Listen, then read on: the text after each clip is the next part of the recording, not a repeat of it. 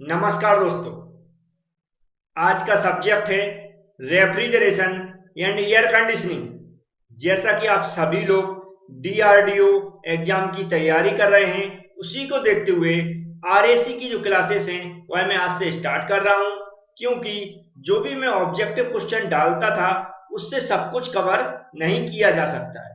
अब मैं इसको इस तरह पढ़ाऊंगा, जो भी आपका सिलेबस है डीआरडीओ का, उसमें जो भी टॉपिक हैं उन टॉपिक की थ्योरी में इस तरह पढ़ाऊंगा कि आपका जो भी ऑब्जेक्टिव क्वेश्चन पूछे आएंगे वो सब कवर हो सकें और आपकी एक अच्छी से तैयारी हो सके।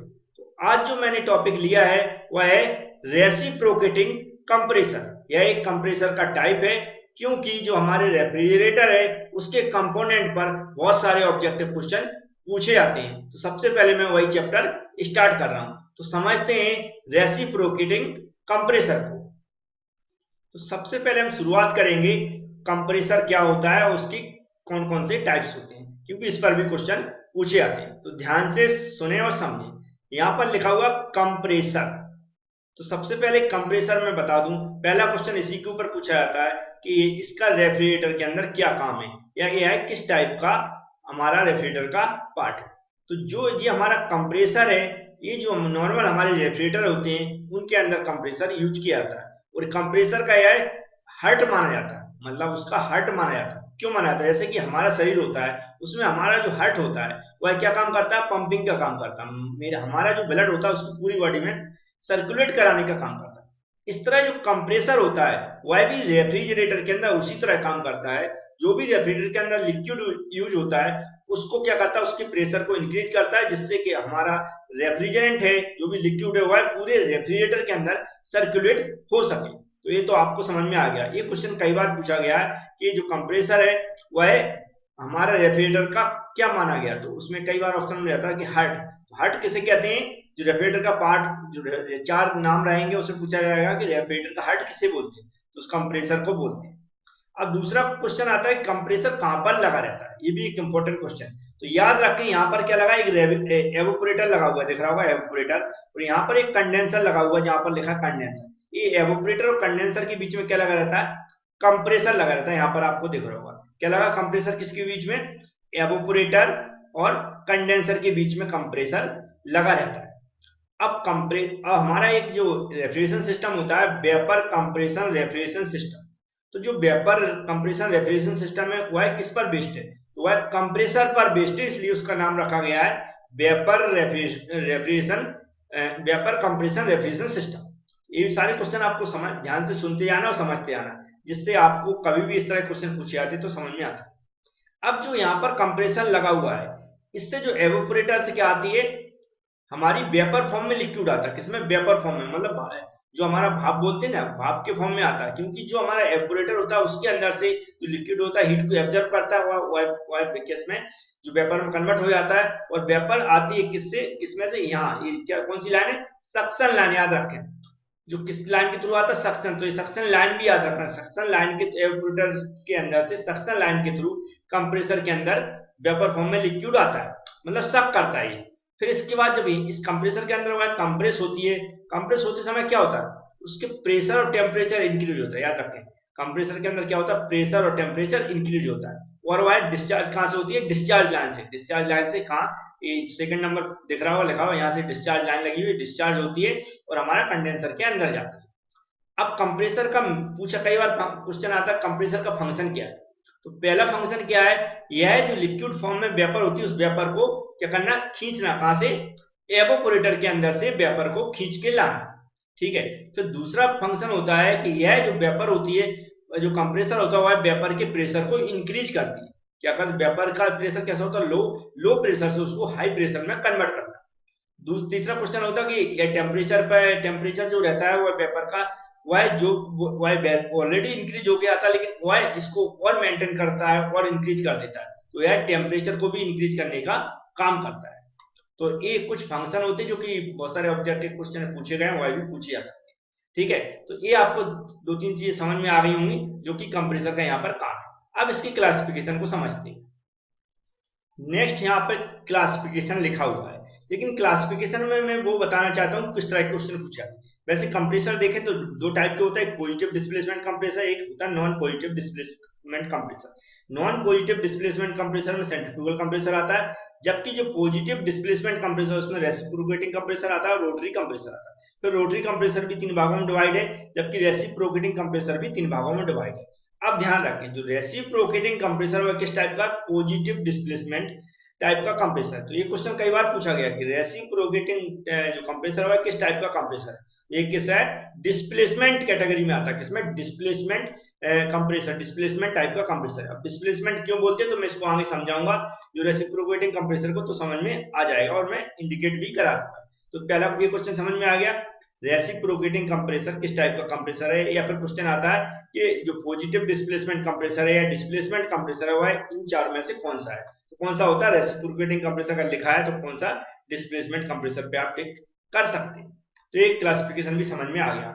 अब चलते हैं समझते कौन सा, रेसिप्रोकेटिंग कंप्रेसर को। अब यहां पर आपको सामने दिख रहा होगा रेसिप्रोकेटिंग कंप्रेसर का एक डायग्राम। सबसे पहले समझेंगे इसको रेसिप्रोकेटिंग कंप्रेसर क्यों बोला गया। यहाँ पर जो रेसिप्रोकेटिंग कंप्रेसर का जो अरेंजमेंट होता है वह हमारा cylinder, piston, crankshaft, connecting rod इस तरह का रहता है जैसा कि इंजन में है। अब इस इंजन के अंदर होता क्या है, जो भी हमारी यहाँ पर एक पिस्टन लगी दिख रही है, ये पिस्टन होती है वह सिलेंडर के अंदर रेसिप्रोकेटिंग मोशन करती है। रेसिप्रोकेटिंग मोशन का मतलब यह है कहाँ आती है, ऊपर की ओर जाएगी, मतलब अप और डाउन, अप और डाउन इस तरह नीचे ऊपर चलती है, मतलब ऊपर की ओर जाएगी फिर नीचे की ओर आएगी, नीचे की ओर जाएगी, नीचे से फिर ऊपर की ओर जाएगी। इसी दौरान यह क्या करती है, जो भी हमारा लिक्विड या वेपर फॉर्म में, जो भी हमारा लिक्विड वेपर फॉर्म में रहता है उसको प्रेशर क्रिएट करती है, मतलब उसको हाई प्रेशर से बाहर भेजती है। तो क्या किस दौरान हो रहा है, रेसिप्रोकेटिंग के दौरान, मतलब पिस्टन जब रेसिप्रोकेटिंग मोशन कर रही है इसी दौरान क्या हो रहा है, उसका प्रेशर बढ़ता है, इसलिए इसको क्या बोलते हैं, रेसिप्रोकेटिंग कंप्रेसर। तो ये अरेंजमेंट समझ में आ गया होगा। अब इनके सबसे पहले पार्ट्सों को समझते हैं, फिर इसकी वर्किंग समझेंगे। तो यहाँ पर आपको दिख रहा होगा सबसे पहले क्या लिखा, ऊपर सिलेंडर हेड लगा हुआ है जो कि सिलेंडर के ऊपर लगा रहता है। सिलेंडर जो हमारा दिख रहा है, ये दिख रहा है, एरो चला रहा हूँ, ये हमारा सिलेंडर है। यहाँ पर लिखा भी है सिलेंडर के अंदर एक क्या है, यहाँ पर दिख रही है पिस्टन है, क्या पिस्टन, ये पिस्टन क्या करती है, रेसिप्रोकेटिंग मोशन करती है, ऊपर जाना और फिर नीचे आना। इसके साथ एक कनेक्टिंग रॉड लगी है, दिख रहा है कनेक्टिंग रॉड लिखा हुआ है, कनेक्टिंग रॉड लगी है। तो कनेक्टिंग रॉड को जोड़ने, कनेक्टिंग रॉड लगी है क्रैंकशाफ्ट को जोड़ने के लिए। तो यहाँ पर क्रैंकशाफ्ट लिखा हुआ है, एक क्रैंकशाफ्ट बनी हुई है, क्रैंकशाफ्ट को और पिस्टन को कौन जोड़ता है, कनेक्टिंग रॉड। तो ये भी हमें याद रखना है। ऊपर दो वाल्व है, एक सक्शन वाल्व है यहाँ पर लगा हुआ, सक्शन वाल्व जहां से हमारी बाहर से जो वेपर फॉर्म में लिक्विड आएगा, कहां से, एवोपोरेटर के अंदर से, सक्शन लाइन के थ्रू, वह कहां से, इस वाल्व के थ्रू आएगा। तो जो हमारी डिस्चार्ज लाइन है, जो हाई प्रेशर हमारी वेपर होगी वह यहाँ से निकलेगी और इस वाल्व के थ्रू कहां जाएगी, कंडेंसर के अंदर जाएगी, जहां कंडेंस होगी। ठीक है, लेकिन कैसे होगी, यहाँ से जो निकलेगी वह हाई प्रेशर हाई टेम्परेचर की होगी। यहाँ से टेम्परेचर उसका बढ़ा हुआ आएगा, वेपर फॉर्म में आती है तो उसका टेम्परेचर ऑलरेडी बढ़ा हुआ आता है, लेकिन प्रेशर लो प्रेशर की आएगी। सक्शन लाइन से कैसी, लो प्रेशर की वेपर आती है और डिस्चार्ज लाइन से हाई प्रेशर की वेपर निकलती है। ऊपर सिलेंडर हेड लगा हुआ है। ठीक है, ये तो हो गए पार्ट्स। नॉर्मल पार्ट्सों के ऊपर कई बार क्वेश्चन पूछे गए, ये पार्ट्स किस मटेरियल के बने रहते हैं। जैसे अगर कोई यहाँ पर सिलेंडर की बात करें कि सिलेंडर किस मटेरियल का बना रहता है, तो याद रखें कास्ट आयरन का बना रहता है। किसका, कास्ट आयरन का बना रहता है। तो जो पिस्टन भी किसकी बनी रहती है, कास्ट आयरन या फिर एल्युमिनियम एलॉय, याद रखें इसका एल्युमिनियम एलॉय की भी बनी रहती है। सिलेंडर को भी अगर ऐसा बोला जाता कि दूसरा किस मटेरियल की बनी रहती है, तो एल्युमिनियम एलॉय भी आप लिख सकते हो, कास्ट आयरन का भी आप याद रखना। जो फोर्ज स्टील रहती है, इस जो हम जैसे फोर्ज स्टील की बात कर रहे थे, तो यहाँ पर कनेक्टिंग रॉड है, क्रैंकशाफ्ट है, ये सब किससे, फोर्ज स्टील से बने रहते हैं। तो नॉर्मली ये आपने इंजन के बारे में पढ़ा हुआ, नहीं पढ़ा हुआ तो मैंने बता दिया है कि सिलेंडर का पूछा जाता है, कई बार पिस्टन का भी पूछा जाता है, तो कास्ट आयरन और एल्युमिनियम को हमें याद रखना है। ठीक है, अब इनके फंक्शन है, तो फंक्शन तो मैंने वैसे बता चुका हूँ, नहीं है तो दोबारा से बता रहा हूँ, जब वर्किंग समझाऊंगा तो आपको और क्लियर हो जाएगा। नीचे एक ऑयल संप लगा रहता है। ऑयल संप का काम क्या है, जो भी इसके अंदर जो पिस्टन मूवमेंट होता है या फिर जो रोटेटिंग पार्ट है मूव करते हैं, वह स्मूथ तरीके से मूव कर सकें, उनमें घर्षण कम हो, फ्रिक्शन कम हो, उसके लिए हम क्या करते हैं, ऑयल यूज करते हैं। तो ऑयल क्या होता है, नीचे एक संप लगा रहता है, ऑयल संप बोलते हैं या पेन बोलते हैं उसको, है ना। तो वो उसमें से गिरता रहता है और ऊपर हमारा क्रैंकशाफ्ट की दीवारों पर वो ऑयल लगता रहता है। ठीक है, तो ये भी आपको समझ में आ गया हो ऑयल के बारे में। अब 1 बाय 1 समझेंगे विथ वर्किंग। यहाँ पर 4 डायग्राम बने हुए, इनका क्या मतलब है ये भी हमें समझना है। पहला डायग्राम में हमने क्या किया, पूरा डिस्क्रिप्शन दे दिया। डिस्क्रिप्शन में ये दिखाया गया है कि ये जो क्लियरेंस है, जब ये पिस्टन ऊपर गई होगी तो हमारा जो हमारे वेपर फॉर्म में लिक्विड था, जो वेपर फॉर्म में, वह यहाँ पर गया होगा। तो उसने क्या किया, इसको पुश किया होगा, तो हमारा ये क्या ऊपर की ओर जाएगा, तो ये क्या हो जाता है, बंद हो जाता है। और इसके अंदर क्या होता है, जो हमारा लिक्विड होता है वह बाहर निकल जाता है, तो ऑलरेडी प्रेशर पड़ता है, तो ये यहाँ इसके अंदर भर जाता है, क्योंकि निकलने के बाद जब ये शांत होता है तो उसका जो इसके अंदर तो लिक्विड वेपर बचती है, वह इस पर प्रेशर डालते है, ये भी बंद हो जाता है। मतलब जब हमारा पिस्टन बंद होता है तो ये दोनों क्या हो जाते हैं, एकदम बंद हो जाते हैं। अब हमारी जैसे हमारा जो कंप्रेसर स्टार्ट होता है, काम कैसे करता है, हमारा यहाँ पर क्या लगा, सक्शन लाइन करेगी, वो सक करेगी कहाँ से, जो हमारा एवापोरेटर वहां से लिक्विड को सक करेगी, लेकिन वो वेपर फॉर्म में रहता है, याद रखें, वेपर को सक करेगी। और जैसे ही सक करेगी, सक क्यों करती है, क्योंकि ये जो हमारी पिस्टन है वह नीचे की ओर चल रही है, पिस्टन कहाँ, नीचे की ओर खिंचती है, नीचे की ओर खिंचती है, तो यहाँ पर क्या होता है, सक्शन क्रिएट होता है। कहाँ, जो क्लियरेंस यहाँ पर क्या रहता है, क्लियरेंस रहता है। क्लियरेंस मतलब थोड़ी जगह रहती है वॉल्व के लिए। ये भी पूछा जाता है कई बार क्वेश्चन कि यहाँ पर जो पिस्टन है इसके ऊपर लास्ट में थोड़ी जगह क्यों छोड़ दी जाती है, क्योंकि ये जो हमारे वॉल्व है इससे टकराए नहीं, ठीक है, और जिससे कोई प्रॉब्लम ना हो। तो ये हमारे वाल्व के ऊपर क्या बॉल पे लगाने के लिए यहाँ पर जगह छोड़ी जाती है। तो हमने क्या किया, ये पिस्टन को नीचे चलाई, पिस्टन जब नीचे चली तो इसके अंदर से सक्शन क्रिएट हुआ। सक्शन क्रिएट होता है तो जब ये सक्शन क्रिएट हो तो ये वाला वाल्व जो है ये नीचे की ओर खींचेगा, तो इस पे बंद हो जाएगा, क्या हो जाएगा, ये क्लोज हो जाएगा, मतलब डिस्चार्ज वाल्व क्लोज हो जाता है जब ये पिस्टन नीचे की ओर आती है।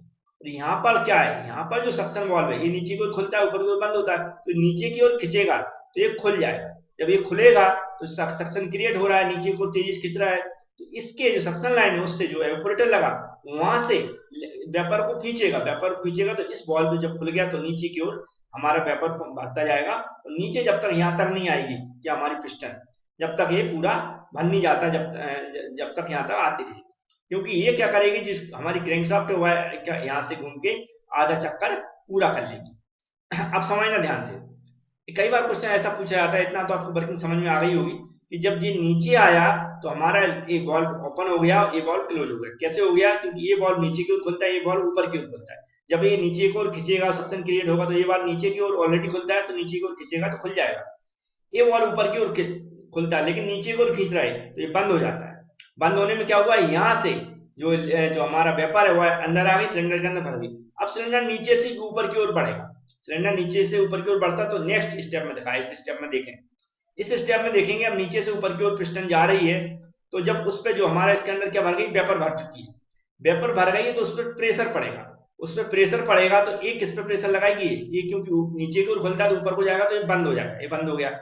ये वाला बॉल ऊपर की ओर खुलता है तो उसमें क्या करेगा, प्रेशर डालेगी तो ये खुल जाएगा, ये खुल जाएगा, तो इस पे प्रेशर से जा रही है वेपर ऊपर, तो उसका मतलब प्रेशर इंक्रीज हो रहा है, जैसे जैसे ऊपर को जाती जाएगी प्रेशर इंक्रीज होगा, यहाँ से निकलना वेपर स्टार्ट करेगी, और डिस्चार्ज लाइन से हाई प्रेशर से कहाँ जाएगी, कंडेंसर के अंदर होते हुए एक्सपेंशन वाल्व तक जाती है, तो इसके थ्रू कहाँ बाहर निकलेगी और निकल जाएगी, ठीक है।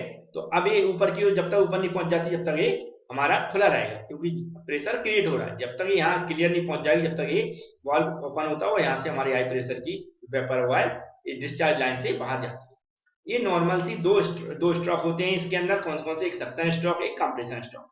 सक्शन स्ट्रोक होता है जब पिस्टन ऊपर से नीचे की ओर आती है, कंप्रेशन स्ट्रोक होता है जब पिस्टन नीचे से ऊपर की ओर आती है। अब इस पर भी क्वेश्चन पूछे जाते हैं कि सक्शन स्ट्रोक के दौरान सिलेंडर पे क्या पोजीशन बनती है पिस्टन की, तो याद रखें ये जो हमारा सिलेंडर है इसका ऊपर का जो एरिया है, ऊपर के एरिया में जब पिस्टन रहती है उसको बोलते हैं टॉप डेड सेंटर, क्या बोलते हैं, top dead centre, TDC short में।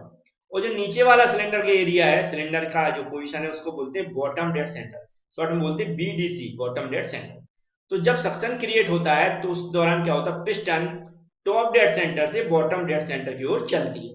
इस तरह जब कंप्रेशन स्ट्रोक होता है तो उस दौरान जो पिस्टन होती है वह बॉटम डेड सेंटर से टॉप डेड सेंटर की ओर चलती है। ये भी आपको समझ में आ गया होगा। अब लास्ट स्ट्रोक में ये दिखाया गया था कि इसके अंदर क्या था, ऊपर की ओर चल रही, मतलब चलते दिखाया गया है कि यहाँ से जीरो दिखा दिया कि हमारी जो मैं समझा चुका हूँ ऑलरेडी, ये जो हमारी हाई प्रेशर की वेपर है वह ऊपर जा रही है एरो के थ्रू में, और यहाँ से निकल रही डिस्चार्ज लाइन, उसको समझने की कोशिश नहीं करें। तो हमारा एक क्या 360 की पूरा चक्कर करती है, जब तक कि फिर से ऊपर नहीं पहुंच जाए तो आधा नीचे आएगी तो आधा चक्कर करेगी, जब नीचे से ऊपर जाएगी तो फिर से आधा चक्कर पूरा कर लेगी। कौन सी, हमारी क्रैंकशाफ्ट। ये भी आपको समझ में आ गया होगा। अब पार्ट्स जैसे मैं समझाने की कोशिश कर रहा हूं तो ऊपर के एरिया को टीडीसी और नीचे को बीडीसी बोलते हैं, ये भी आपको समझ में आ गया होगा। अब ये पिस्टन क्या करे, डिस्प्लेसमेंट, इसको बोलते हैं डिस्प्ले, इस सिलेंडर के अंदर ऊपर से नीचे आ रही है, नीचे से ऊपर जा रही है, तो इसका जो अंदर का वॉल्यूम है उसको डिस्प्लेसमेंट वॉल्यूम बोलते हैं। और डिस्प्लेसमेंट वॉल्यूम बोलते हैं उसके अंदर पिस्टन हमारी डिस्प्लेस हो रही है, ठीक है। तो क्या है, डिस्प्लेसमेंट वॉल्यूम बोलते हैं, इसलिए इसको एक इस टाइप में आता है, डिस्प्लेसमेंट कंप्रेसर के टाइप में आता है। तो आज मैं समझ में आ गया ये क्या कर रही है, डिस्प्लेसमेंट इसके। और इसको लीटर में भी हम मेजर करते हैं या फिर क्यूबिक सेंटीसीसी में भी मेजर करते हैं। तो इस तरह के क्वेश्चन पूछे जाते हैं। इसके अलावा ये वर्किंग थी, अब थोड़ा जो भी क्वेश्चन और बनते हैं वो भी समझा देता हूँ। और भी कई क्वेश्चन पूछा गया है, जो हमारा रेसिप्रोकेटिंग कंप्रेसर है उसके अंदर कौन कौन से रेफ्रिजरेंट काम करते हैं, तो वो भी हमें याद रखना है। मैं कुछ नाम लिख रहा हूँ, जैसे कि जो हमारा होता है, जैसे मैंने लिख रखा है NH3 अमोनिया, NH3 क्या होता है, अमोनिया होता है, वो भी इसके अंदर काम करता है, अमोनिया भी आ जाता है, F12 भी आ जाता है। कौन सा होता है, F12, F12 को बोलते हैं फ्रॉन, क्या बोलते हैं, फ्रॉन। और मिथाइल क्लोराइड भी बोलते हैं, क्या होते हैं, मिथाइल क्लोराइड। तो मिथाइल क्लोराइड भी, इन दोनों में से कोई भी ऑप्शन आया, अमोनिया, मिथाइल क्लोराइड और फ्रॉन, F12।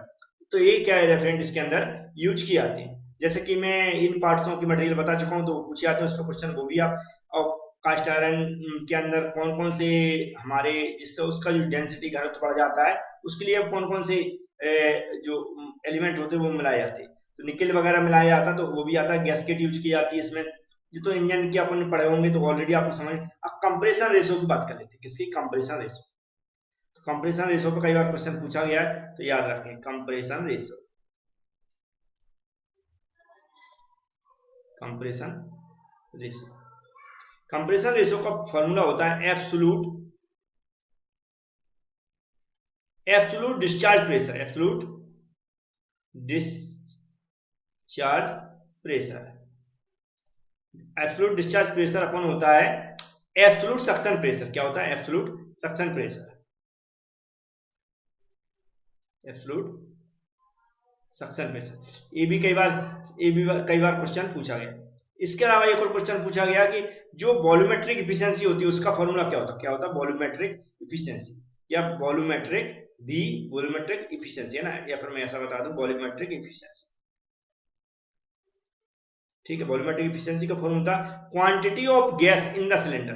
क्या होता है, quantity of gas in the cylinder, quantity of gas in the cylinder upon होता है डिस्प्लेसमेंट ऑफ पिस्टन, अपॉन क्या होता है, displacement of piston, displacement of piston, ठीक है। क्या होता है, जो क्वांटिटी ऑफ गैस की सिलेंडर के अंदर बटे डिस्प्लेसमेंट ऑफ पिस्टन, पिस्टन कितना डिस्प्लेसमेंट कर रही है। ये फॉर्मूले पर भी कई बार क्वेश्चन पूछे गए। तो इस तरह सिंपल से क्वेश्चन होते हैं, पूछे जाते हैं। आपको समझ में आया होगा उम्मीद है, और समझ में आने से क्या होगा, जो ऑब्जेक्टिव क्वेश्चन है वो हो सकता है बहुत सारे कवर हो जाए।